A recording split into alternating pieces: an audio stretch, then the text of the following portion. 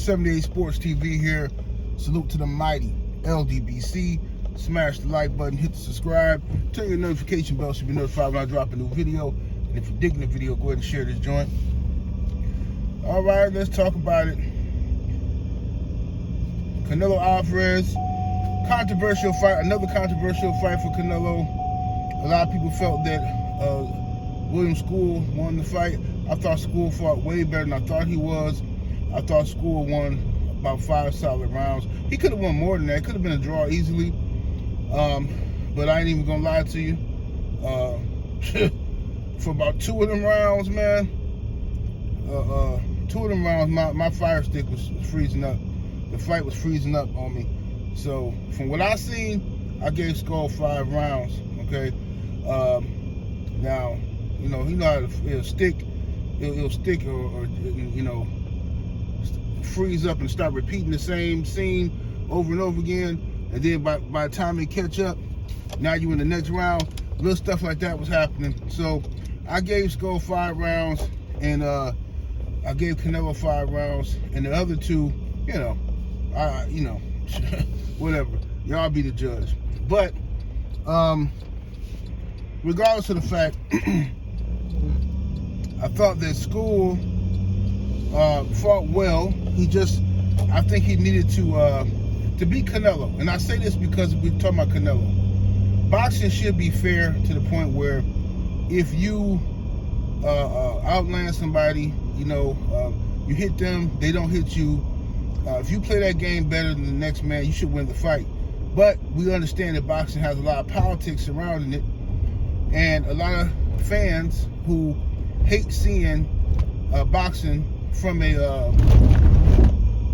lot of fans who hate to see boxing an outboxer because their favorite fighter can't cut the ring off or can't keep up with them, or it exposes their favorite fighter. The outboxer is famous throughout boxing history for exposing flat-footed guys with no mobility, bad footwork, and a lot of fan bases hate that type of fighter, and they'll try to belittle that fighter and say, "Oh, nobody wants to see this." Sergio Mora was some of the most disgusting commentary, but he's always like that, though.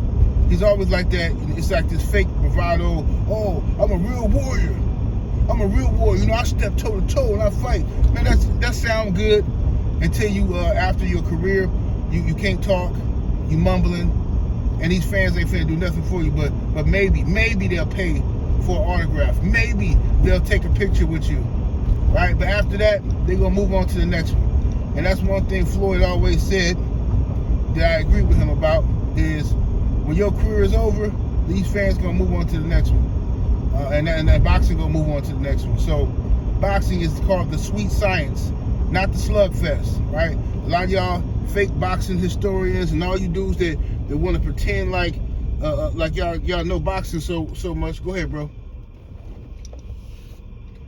Y'all want to pretend like y'all know boxing so much, and y'all got so much passion for the sport and blah blah blah. Y'all talk all that stuff, but then you like to use terms like the sweet science.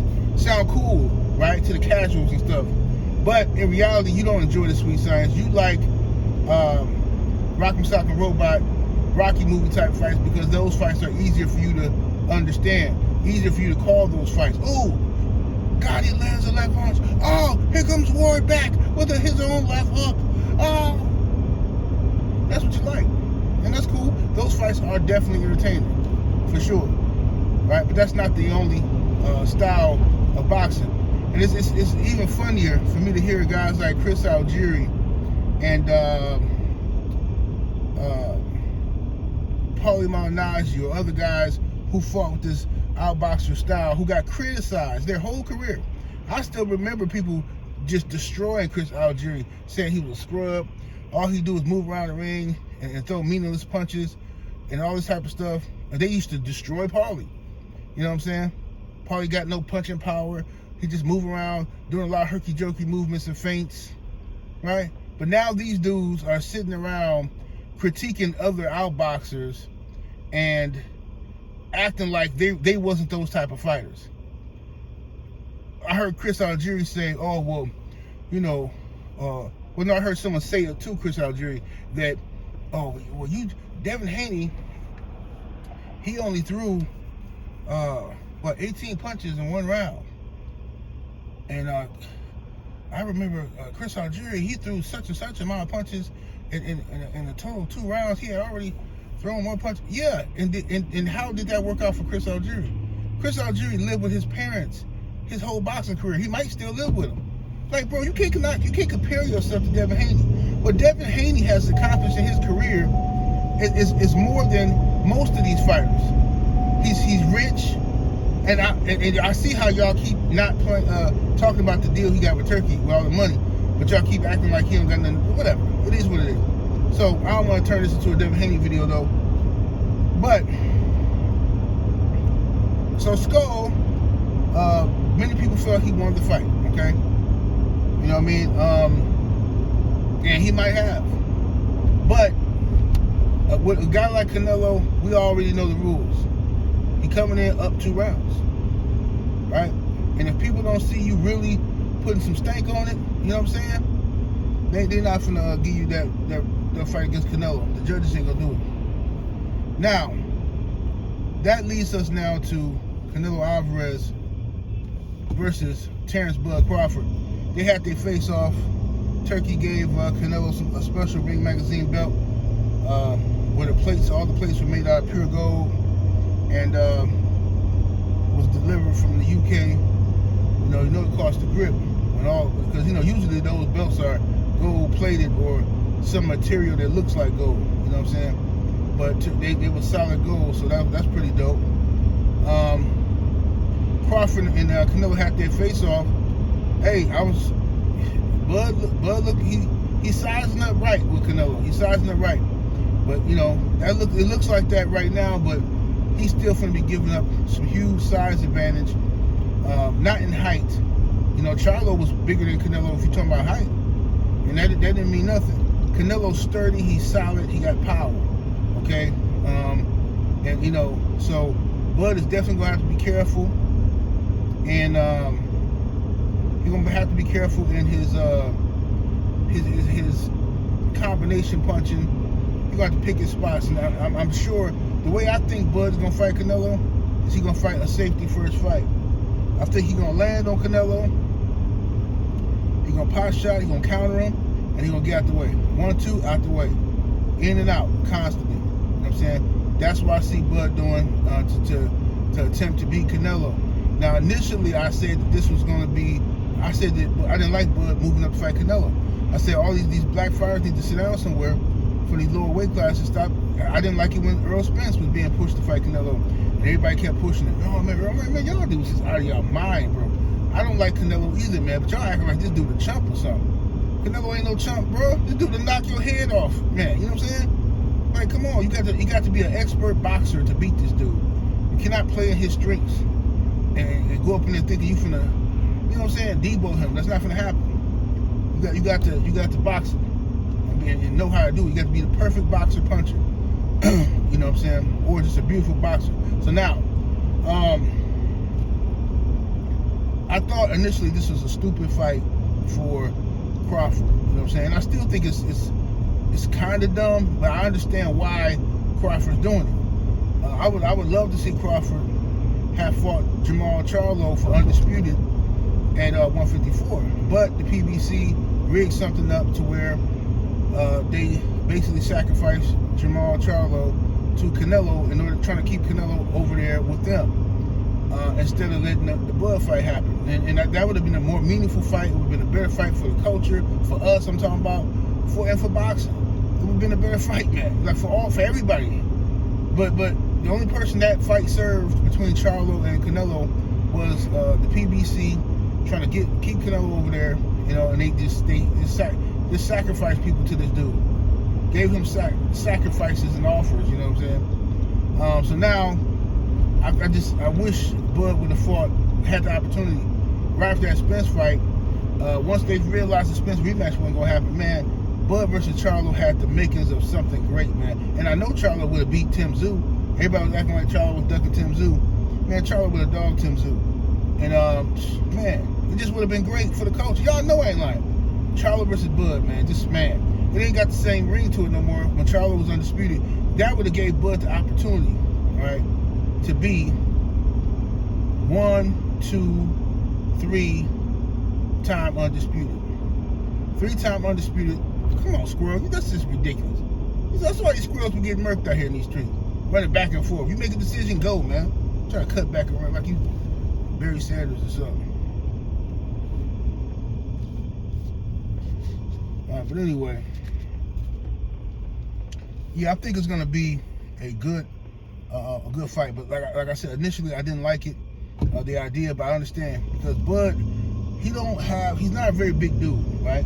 He don't have a lot of chances to fight. He can't keep risking fighting these big dudes because one mistake and it's over. You know what I'm saying? That's boxing. No matter how skilled you are, everybody makes mistakes at some point in that ring. And it's about, can your opponent capitalize off that mistake? So a lot of people didn't think Bud looked good against the what's the dude name? Mighty Mob dude or whatever. Right? Dude had a herky-jerky style. Styles make fights, you know what I'm saying? So Bud won the fight, in my opinion. He just didn't look good doing it. Right? And that's cool. But he can't keep playing around with them guys at 154. You know, he needs to just, look, get that money and go for your legacy. So some people I see were saying, Bud don't care about, well, this I think was this lady in my chat yesterday. She said, Bud don't care about legacy. He just wants the payday like everybody else. That's cap. That's absolute cap. Bud has been fighting for legacy his whole career. Bud's only big payday in boxing was the Earl Spence fight. So, and you know, that's not fair to say Bud only want the money. Bud has been accomplishing great things his entire career in the sport of boxing, and really hasn't gotten a lot of credit for it. People talk about him, but I mean, even right now, people got a Nui on the pound-for-pound list above Bud. You know what I'm saying? They got Usyk on the pound-for-pound list above Bud. You know what I'm saying? But who knocked Bud off the pound-for-pound list? I mean, or knocked him? Who knocked him down some spots? Like how is that even possible? So Canelo initially didn't want to fight Terence Crawford. He said he didn't think he was gonna get no credit because Crawford too small and all that kind of stuff. Turkey Al-Sheikh intervened, offered a bag, and you know, there we have it. So now we got the fight coming up in September. I still think this is a risk for Crawford, huge risk, because if he loses to Canelo, you know, people ain't gonna care that you moved up all these weight classes and challenged yourself to be great. All they're gonna do, because you're a black fighter, all they're gonna do is clown you, and you know, and oh man, Canelo's the man. You're just adding to Canelo's resume like Shane Song, just collecting souls. Canelo, you know, and Canelo just, boy, that man is terrified of David Benavidez. I mean, I've never seen that. It's not even, because to be honest with you, man, Canelo versus Benavidez I think would be an excellent fight, but Canelo's gonna have to bleed to win that fight. He know it. Like, you know, those classic Mexican fights where, you know, you see the Morales and Barreras and stuff like that. You know, them heavy hitters, the classic ones. Canelo ain't never been in no fight like that, never. Which is why a lot of people don't consider him the greatest Mexican fighter of all time, or they don't even consider. Trust me, I talked to a lot of OG Mexican dudes, and they don't. They say, look, we'll support him, but he ain't messing with Chavez, he ain't messing with Barrera, he ain't messing with this one and that one. Like they name him off. Like Canelo ain't messing with him. So Canelo gonna have to eventually get that blood sacrifice. He gonna have to go out there and show it. You know what I'm saying? Triple G was supposed to show, make Canelo have this little blood sacrifice, but Triple G couldn't do it. You know, everybody, oh, I thought Triple G won, not me. I didn't think Triple G beat Canelo, never. You know what I'm saying? I thought Canelo displayed excellent upper body movement, and exposed Triple G for being a heavy puncher and a good jabber, but not a good thinker in the ring, in my opinion. I think Canelo outthought him. You know what I'm saying? But whatever, that's just my opinion. But Bud, stick can move, in and out movement. I think he'll be fine versus Canelo. You know, I don't know if it's just a William Skull fight, but Canelo looks like he's slowing down a little bit. And Canelo didn't like how he looked. He following Skull around the ring. He cut the ring off, and he was hooking to the body. That's what you're supposed to do when a guy's circling the ring like that. Canelo, he knew how to fight, so he was you know, catching Skull with the body shots and stuff like that. But Canelo never took any risk in the fight, and you know, and Canelo avoids criticism. He escapes criticism for that. You know what I mean? But other fighters get criticized for not taking risks. All right, this guy's moving. Why don't you do this? Why don't you do that? Nope. You never hear the commentators say stuff like that. You know what I'm saying? The commentators. This is why when you put together a boxing panel, you need to put of commentators. They need to have guys who had different styles. You need former boxers up there and guys who had different styles. Have a guy who was an outboxer up there and made his living with his jab and footwork. Have that guy up there, and then have, if you can't, have another guy who was more of a brawler, a mugger. You know what I'm saying? A swarmer. Have him up in there. Then you have your, you know, the guy who really don't know nothing about boxing, the guy with good voice. Have that guy up there, right? So, you know, that's what should be happening. I hope I don't miss my turn. There's a turn coming up here. It's a secret route to get to this this pond I go to. They got some monster bluegills up in this here Joker Maine. Monster gills, but I don't want nobody to know where it's at. So I'm thinking about maybe I should turn this camera off. Well, y'all ain't gonna know. Y'all don't live out here. Yeah, so I think it's coming right here. Yeah, it's off this golf course. But anyway, all right. So yeah, turn this off. Y'all seeing this turn, man? There we go. Yeah, y'all ain't finna get my fishing spot down. Damn. Never mind. It's a big old sign. Yeah, it is right here, buddy. Alright, but anyway.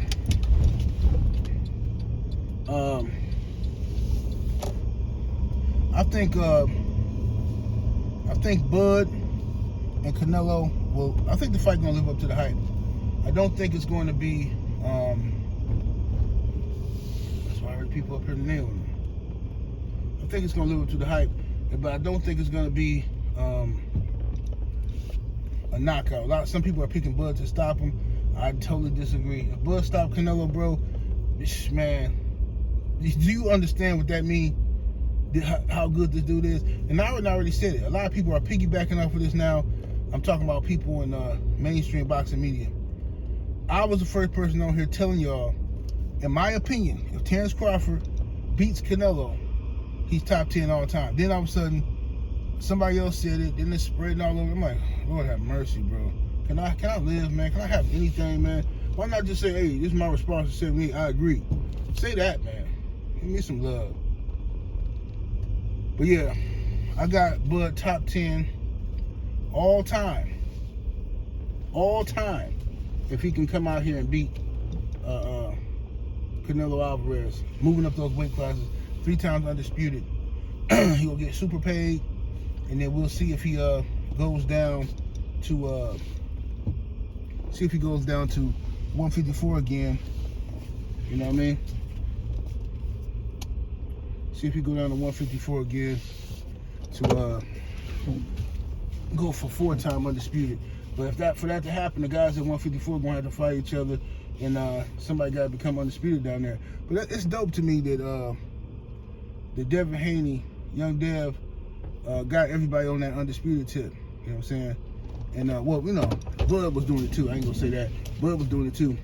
But it's amazing to me that for years we complained. For years, we the boxing fans complained about best not fighting each other. We want to see some undisputed champs. We want to know who the best in each division is. And for years we said that, and finally, we get a chance to see this stuff, man. In most of the divisions, we still got, I really don't want to bring up dude's name. His fan base is just an irritating and crybabies. They in everybody else's business, but as soon as you mention that little guy and why he ain't fighting nobody, here they go crying, exaggerating his resume. but he fought Ryan Garcia and he fought Rolly. Yeah, man, he fought. Yeah, okay, cool. Y'all finna make Ryan Garcia and Rolly somebody, but when he had opportunities to fight Lomachenko for years, they blatantly ducked Lomachenko, and Floyd, to the point where Floyd Mayweather threatened Tank Davis with Lomachenko because he was mad at him, and on video he threatened him. I'm gonna call Ty DeBuff, make Lomachenko fight. That's what we're gonna do, bro. That was humiliating. Insinuated Loma gonna give him a spanking or something. Now years later, Loma ducked him, but still, he didn't fight Lomachenko. He never fought Devin Haney in 5 years of being in the same weight class. Didn't fight Teofimo Lopez in all those years, but Teo was a lightweight. Okay. Never fought Tevin Farmer, but Tevin Farmer is not one of the big hitters. I'm just saying, fights we wanted to see at that time. Never fought Gary Russell Jr. Another fight that everybody wanted to see, especially from the DMV area. Now I can just keep on going. Right now, you in a whole another generation. Shakur Stevenson, Keyshawn Davis. This guy ain't fought none of them. Instead, he pulled up Lamont Roach, thinking he gonna drag Lamont Roach. Lamont beat him up. Had the dude complain about hair grease. Then, now they stall on the rematch. They stall on the rematch because Tank wants to fight Jake Paul, and they're trying to frustrate Lamont Roach, so Lamont Roach will go do something else. But I'm telling you right now, whatever, man. I don't even care, man. I just don't care no more. I mean, it is what it is. I gave up on hoping to find out if Tank is the best one or not. That was my only intention in the beginning, was just to find out who was the best out of them young guys. But then Tank, like all the excuses his fans kept making, I'm like, bro, I thought we was boxing fans. He can't fight nobody? Nobody? You a hater if you want this guy to fight anybody? Man, yeah, y'all just jealous of Tank because Tank is cute. Y'all jealous of Tank his hair because he got braids. Yeah, he got tats. Y'all jealous of Tank. Like, man, y'all is disgusting, bro. You dudes, man. Now I know what kind of corn y'all be watching on Cornhub. Straight up. Y'all bypass all the beautiful chicks on there and just be looking for something to catch your eye. Some thug loving. That's what y'all like. But regardless, so we ain't never gonna know who was the best between Tank and none of these other guys. For sure, we ain't gonna know because Tank ain't gonna fight none of them. He gonna fight Jake Paul, and the fact that the man is even talking about fighting Jake Paul, I told you his fans gonna defend it. They're gonna defend it. He's a coward. He talked all that crap about Terence Crawford. Crawford offered the man a fight. No. Crawford said, well, all right, meet me at 147 then. You feel like that, I'll come back down at 147 just for you. Right? So you finna fight a drained Crawford. This dude, just playing, man. He was talking crazy. No, he wasn't talking crazy about Keith Thurman. It was a couple years back. Somebody else said that they wanted to see Tank fight Keith Thurman. I think Tank could beat Keith Thurman. I think Tank can knock Keith Thurman out. That's what somebody said. And then Tank Davis responded by saying, man, y'all think I'm Superman. Y'all think I can do anything. You know what I'm saying? But after Devin Haney fought Regis, and Devin Haney was getting all this love from everybody, Tank Davis now came right out talking about Devin somehow weight bullied Regis, even though Devin was the guy moving up in weight. Devin jumped up in weight to fight Regis, and they say Devin Haney weight bullied Regis. Right? Then Tank Davis said he can't fight him. Well, no, he didn't ever say he can't fight Devin. He insinuated it, but all his fans came on the internet crying about, oh, Devin's too big for Tank. He's too big. Devin know he picking on these little guys, right? He's so huge, they say, at 140.